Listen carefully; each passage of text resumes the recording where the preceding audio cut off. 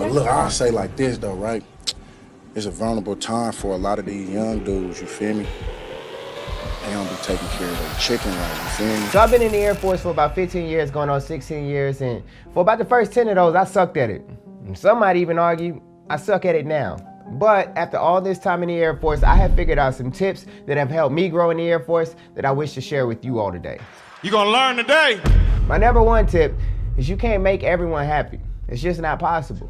If you're doing it, stop it. Get some help. I look at it like this. Michael Jordan didn't care about anyone's feelings as he was trying to go get those 6 rings. I'm not saying you gotta be as savage as Michael Jordan, but you shouldn't worry too much about those people who are hating on you. They don't really care if you're successful or not, so their opinion shouldn't weigh too much in your plans and in your goals. Now watch Machuca in the red vest. They don't like each other, these two, and you'll see why. Whether you're thinking about joining the Air Force or whether you're in the E4 Mafia. E4 Mafia for life. If you know anyone like this and you listen to them so you don't make them upset, you're actually stealing away from your own happiness. My number 2 tip is your success is your responsibility. I gotta go back to when I used to rap to drive this one home. When I used to rap, people used to always ask me, why haven't you made it yet, bro? What's going on? And my first instinct was to say things like, oh man, I don't talk about drugs enough. I don't talk about sex enough. Illuminati, they only want a person they can control. I never took the responsibility and said, you know what, maybe I'm not good enough. Maybe my branding, maybe my marketing scheme is terrible. I don't know anything about the industry and I haven't taken the time to learn it. I used to just point the finger to outside things instead of looking in and saying, you know what, maybe there's some things that I can fix. And it's the same thing in the Air Force. Your success is your responsibility. So if you can learn that young, that is a great character trait to have for anyone. This brings me to my 3rd tip.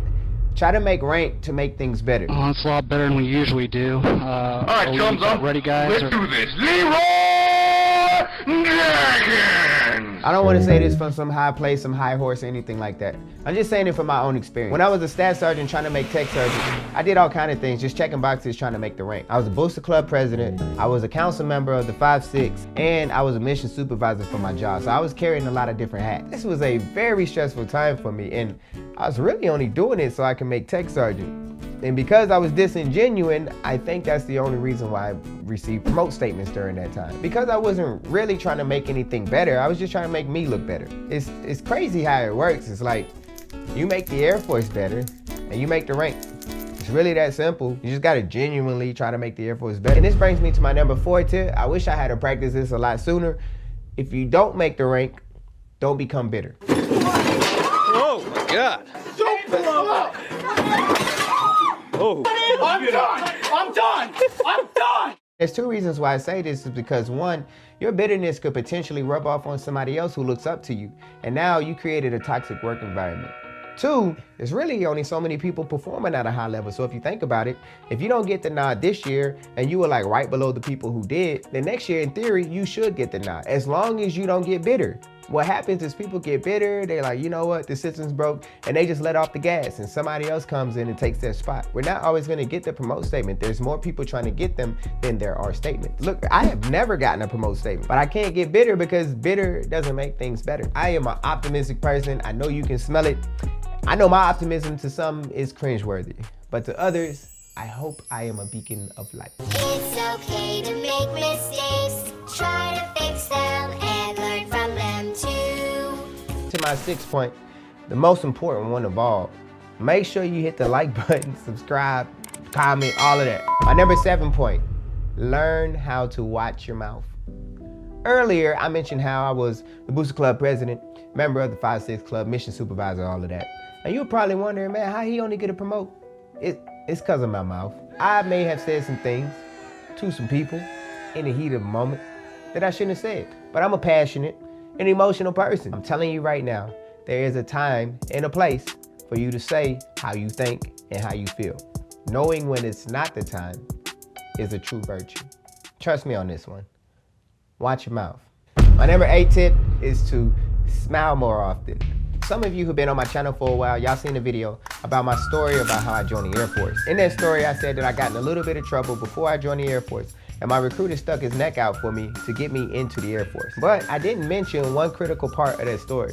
When I was in front of the judge, I walked up to him with a smile on my face, and the judge yells at me and says, "Why are you smiling?" And I said, my mama always told me to greet people with a smile. And the judge said, wipe that smile off your face. So now I'm sitting there trying to get the smile off of my face and be more serious. The judge reads the background of my charges, and at the end he said, you know what? I'm going to drop these charges down to a lesser misdemeanor because I like your smile. And you have a great smile, and I do not want to ruin your life. Keep smiling.